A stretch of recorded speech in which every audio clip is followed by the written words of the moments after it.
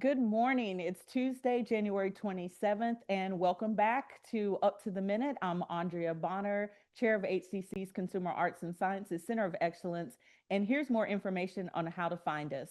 We're on Houston City College District Facebook page, not HCC, and YouTube. We're also on X, LinkedIn, and on HCC-TV at noon, 5, and 10 p.m. Monday through Friday. Today, one of our own HCC staff members shares his incredible health journey and how it shaped his educational and occupational experience.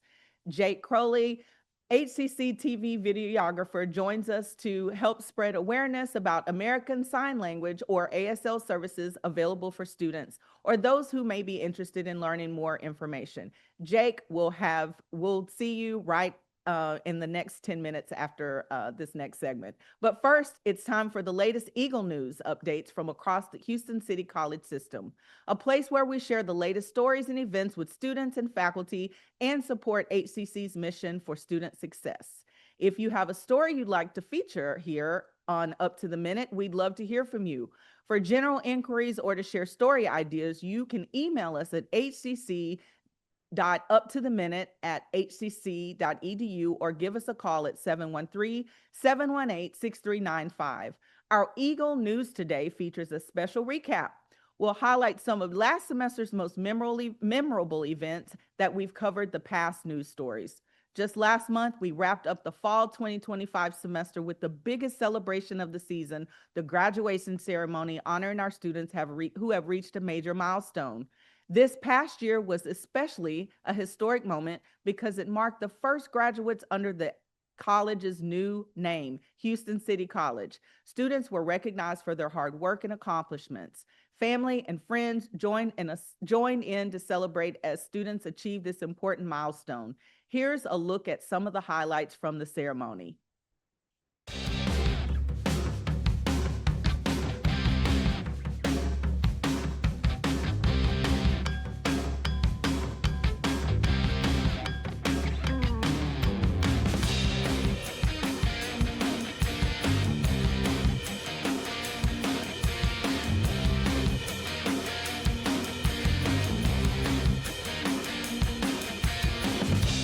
We are here today at the NRG in Houston, Texas. We are celebrating our fall graduation for Houston City College graduate student.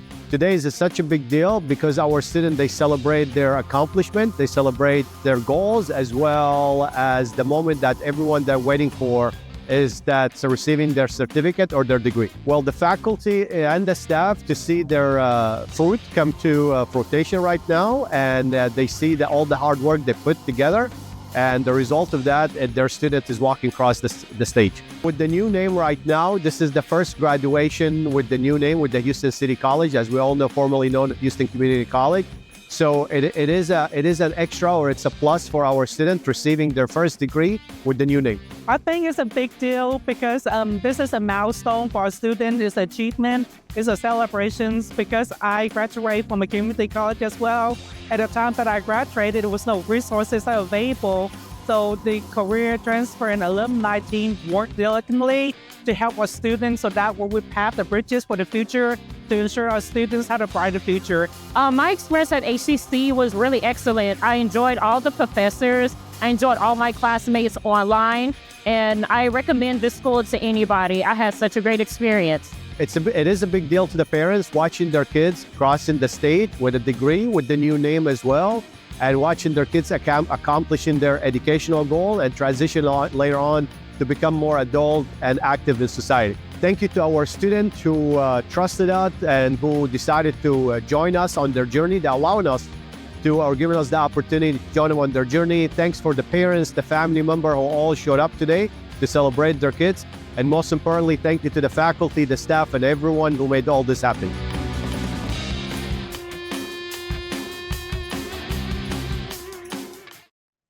We're excited to shine the spotlight on the HCC Physical Therapy Program. During the fall semester, Program Director Ann Miller joined us to discuss what the program offers students and to promote one of their events.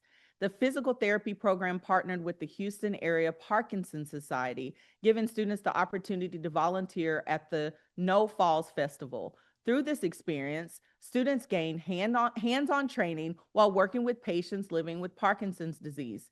It was a valuable opportunity that helped prepare students for a real-world clinical experience and patient interaction.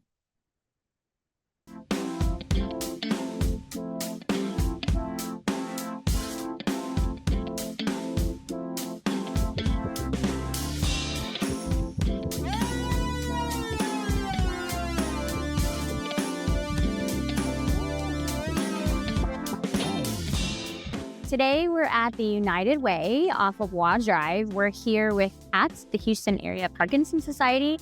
Our students in the PTA program at HCC are coming to volunteer to help with the No Faults Fest, an event created by the TWU PT students. And so we're here to celebrate PT month and participate and help do fall screening. So in our first station, we have orthostatic hypertension. Our students are there to check blood pressure in two positions. Persons with Parkinson's disease often have low blood pressure, and so that makes them at risk for fall. So we're able to help screen them and say, or suggest that they have that checked by their doctor and give them small cues and tips on ways to stay safe when their blood pressure drops. In this room, we have the FGA, the functional gait assessment, and this analyzes gait in many different situations. When you turn your head, when you step over an object, how you walk is impacted by what happens to your head and body through space and what you interact with your environment, how you interact with your environment. We also have some balance games, so people can actually challenge their balance and have a little bit of fun and learn to get on and off the floor, as well as meet some of our other community parents in the concourse. People who come here are interested in learning more about their fall risk, and they'll be working with PT assistants, both in the clinic and, they'll run across people with Parkinson's in their everyday lives, outside in the grocery stores, in church settings, and in other settings as well. So outside of the clinic, it's really good for students to interact with people with Parkinson's. And here we have a really rich environment for students to practice interacting and also educating people with Parkinson's. My instructors have been extremely helpful throughout the program to help benefit us in terms of our learning, in terms of the experiences that we get to have, because we get to go and use our interpersonal communications to work with other OTs, PTs, and all types of things like that. I am so appreciative for anyone who comes to volunteer today, and all of our community members who are going to come and interact with us. Gives us a great opportunity to show off what our profession does and how it can be of value in simple everyday activities.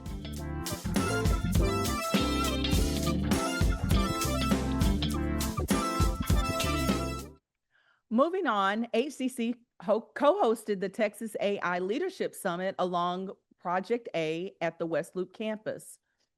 This event brought together a panel of artificial intelligence experts from across Texas to discuss current trends and how AI is transforming a wide range of industries.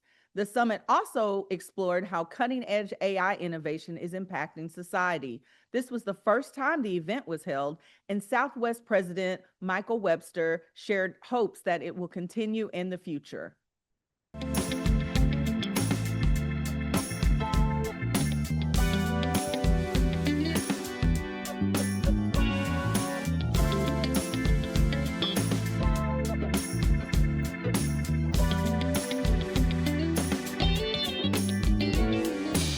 We are here at the West Loop campus for the Texas AI Leaders Summit. We're co-hosting with Project A. We've got 450 leaders in the industry from across Texas and the nation, specifically looking at AI trends. They'll hear from some of the leading experts, as well as talk about some of the cutting edge technology and events that are happening in AI. This event is co-hosted with Project A. It's our first time. I love the leadership aspect of it. It brings in folks, not just experts in the field, but the people that they report to. So I think we'll try to do this again, just to make sure that we're getting cutting edge folks in the room. I'm always out there looking to get employers to extend internships and also finding teachers that are willing to come and really bring their talents as well. So I think students should learn a lot. I think they should embrace AI. You try to get as much information about the AI and then learn about the AI and then use those tools. That's what more important. I think for today, Students hear from the leading experts in the industry from across the state. And because of that, they're able to take that back into the classroom and start building projects that mean something. Just want to thank everybody on the team internally that put this together, our Center of Excellence in Digital Information Technology, as well as all the students that participated today as well.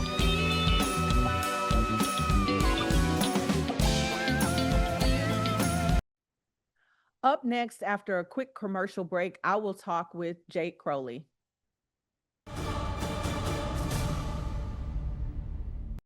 For over 50 years, HCC has been here for you. Affordable, accessible, focused on your success. This is your college, growing, evolving, expanding with you. More bachelor's degrees, stronger workforce training, online learning with global reach. A new name, the same mission, bigger vision. Houston City College, local focus, global reach. Register now at hccs.edu. Our individual voices are powerful, but not everything has a voice. Let us be a voice to the voiceless. It's time to speak up for nature. Poison Help is a free 24/7 hotline that answers all of your poison questions in over 100 languages. Hello? Poison Help? Hello? When poison happens, we're here for you. Just call Poison Help, 1-800-222-1222. All right, moving on to today's guest, Jake Crowley, HCC videographer. Welcome to the show, Jake, as a guest today and not a host. So you had a unique health journey growing up, especially through your adolescent years. So tell us about that journey and how Texas Children's Hospital helped you throughout your life. Yeah, thank you. So yes, I was born with a diaphragmatic hernia. It's a chronic condition, a birth defect that only one in a few thousand babies are born with, very rare. And it means I had a hole in my diaphragm. All of my stomach organs, lower, small intestine, large intestine, colon, everything that's in your lower stomach was all the way up in my chest. And it knocked the room out of the way for a left lung to grow. So I don't have a left lung. I just have one right lung, and because of that, it's enlarged. It's not exactly a normal sized lung. In the X-ray, it kind of looks like a rainbow. It's not exactly all right on the right side. And that condition left me with a 29% lung capacity. So it's not a full 50 like most people have. And I have asthma on top of that, and I have to go to the hospital once a month to get 2 shots that really have helped me. I started getting those in 2019 when my asthma was getting really bad. I had a lot of asthma attacks in my teen years. Yeah, and I had to use a lot of nebulizer medication, inhalers, and I still have an inhaler, a maintenance inhaler that I use twice a day. And that also, having all that with one lung, I have a heart condition. The ventricles on my right side are not exactly normal. They're dysfunctional, I've been told, because I don't have a left lung to get blood flow from. So the right side of my heart has taken over the duties of the left side as well.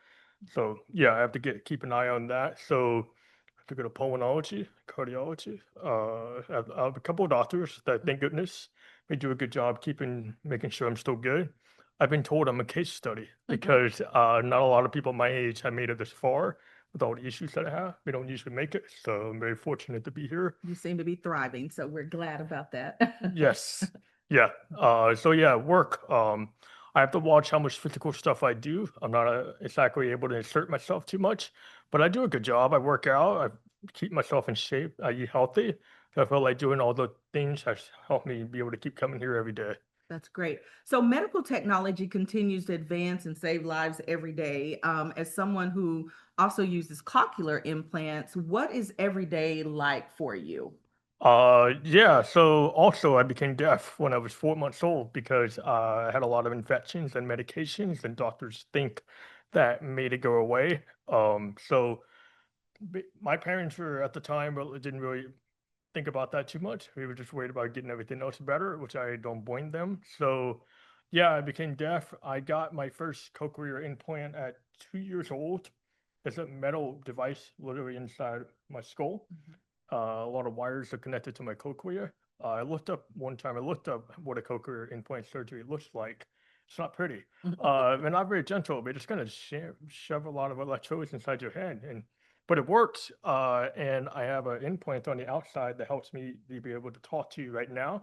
The microphone, it's not exactly coming out of my actual ear canal. That's all broken. So luckily without that, I wouldn't be able to hear you. I can read lips pretty well, but it can only get me so far. So yeah. Well, you graduated, you're a graduate of HCC. Mhm. So from your perspective, how did HCC help you navigate your educational journey? Uh, well, I didn't want a lot of attention, so I didn't really care about getting extra accommodations. I kind of just like, well, I've been through it all my whole life. I was 19 when I started at HCC.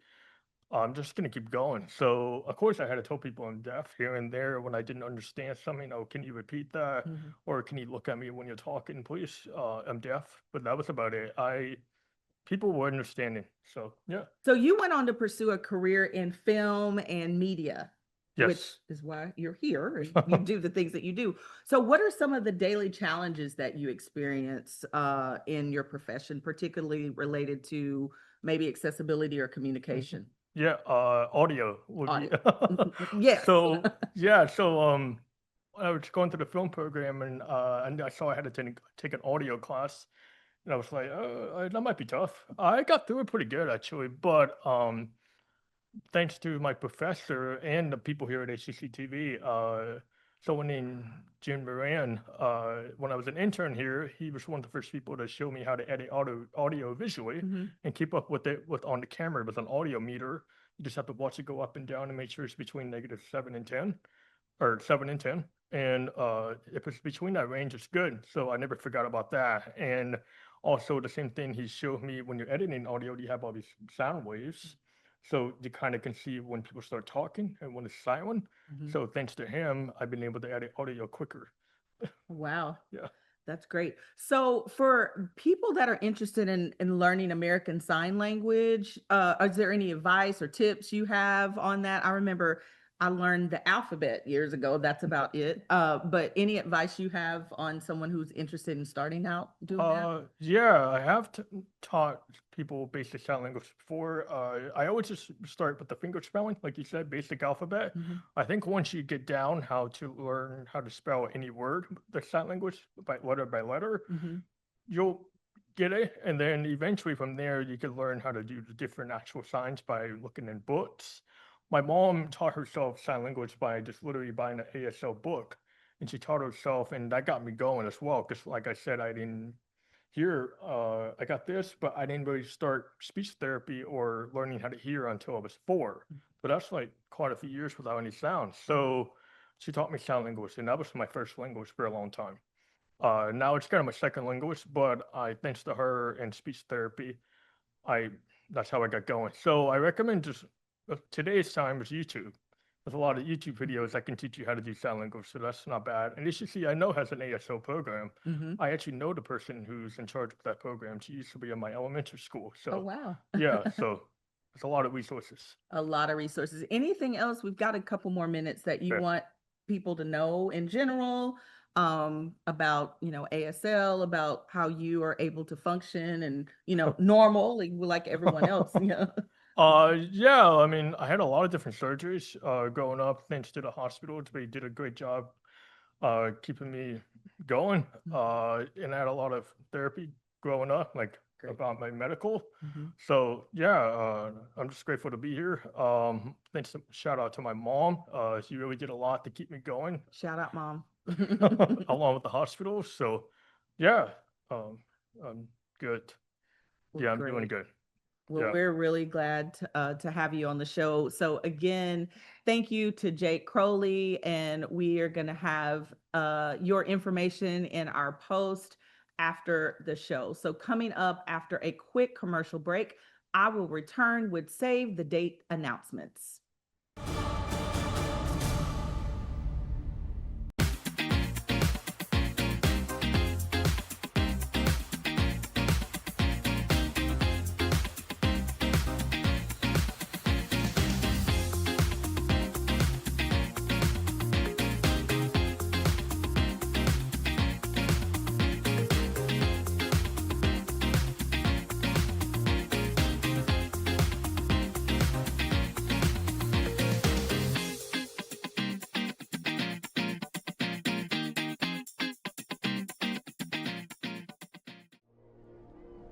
Our individual voices are powerful, but not everything has a voice. Let us be a voice to the voiceless, the caretakers our home deserves. If there's one thing we've learned, it's that when we all come together, the sky is the limit. It's time to speak up for nature.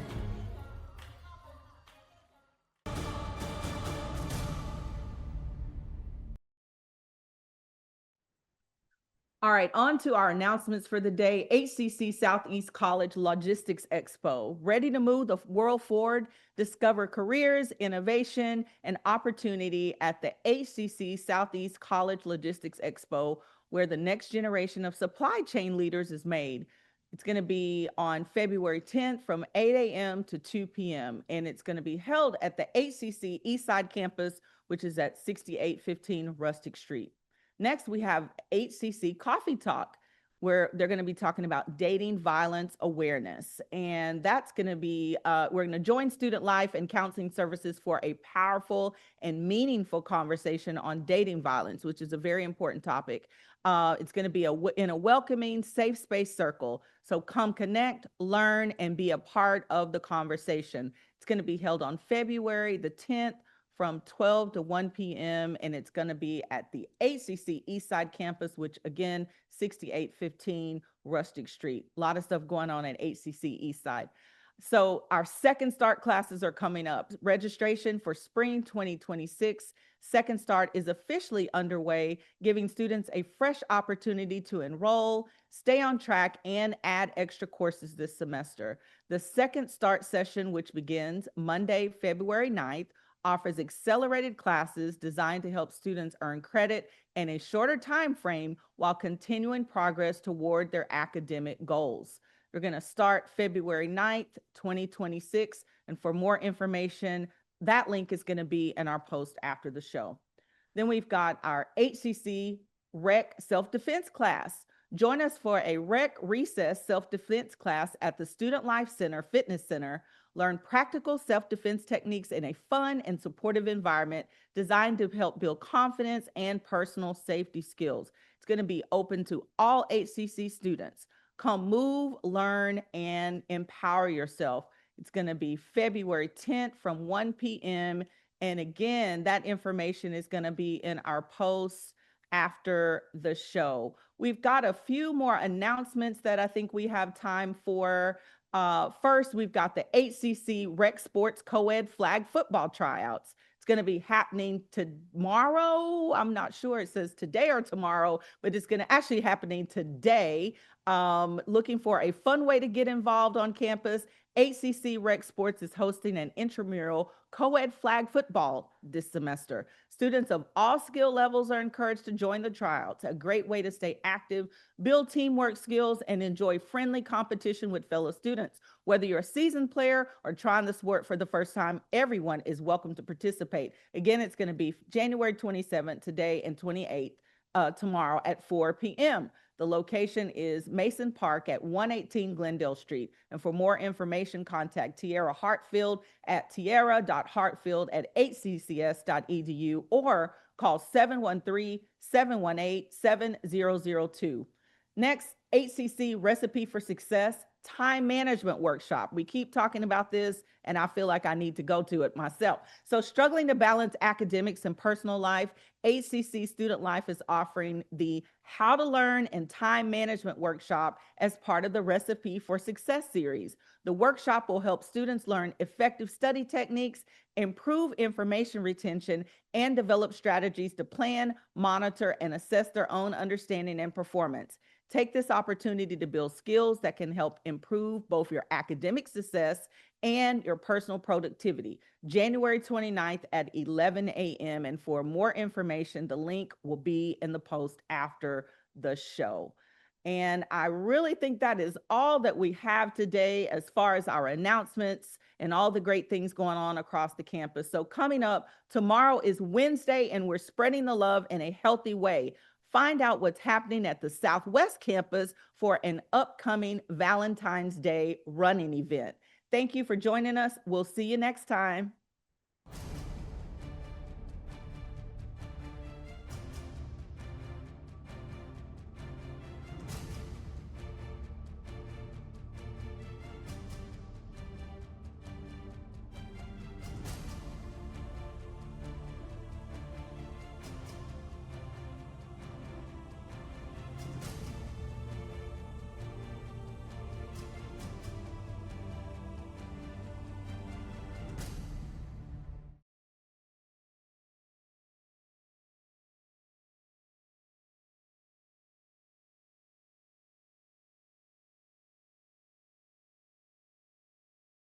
If I could be you, and you could be me for just 1 hour.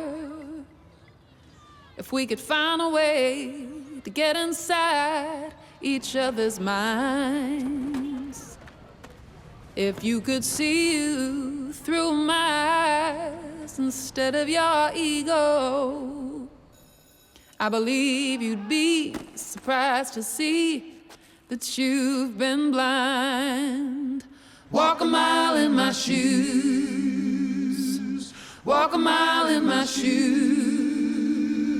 Yeah, before you abuse, criticize and accuse. Walk a mile in my shoes. Walk a mile in my shoes. Well, before you abuse, criticize and accuse. Walk a mile in my shoes.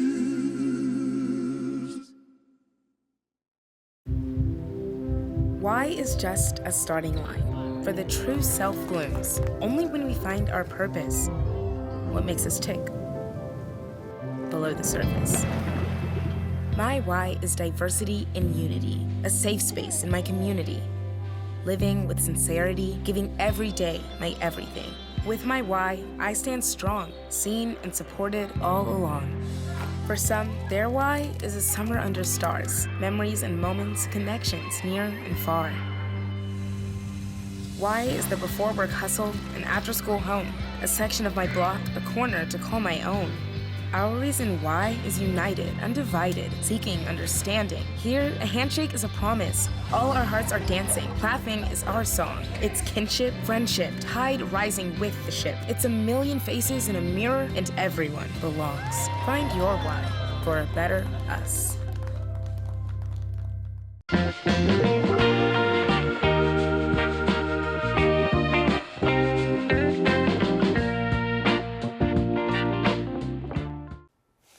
Play Eric Amarola's Race Day Mix.